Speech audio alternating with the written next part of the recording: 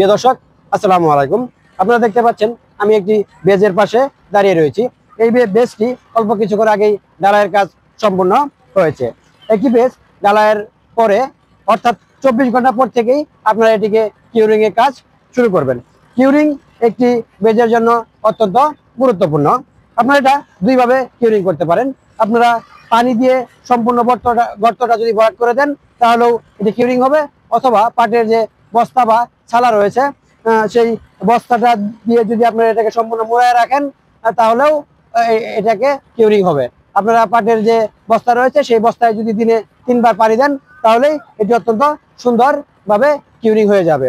আপনারা কেন কিউরিং করবেন? কিউরিং করার ফলে এই যে ঢালাইটা যে হয়েছে, ঢালাইটার যে শক্তি আছে সে তার পূর্ণ শক্তি অর্জন করতে পারবে। আপনারা কমপক্ষে 21 দিন এখানে সুন্দরভাবে পানি দিয়ে এটাকে কিউরিং করে নেবেন।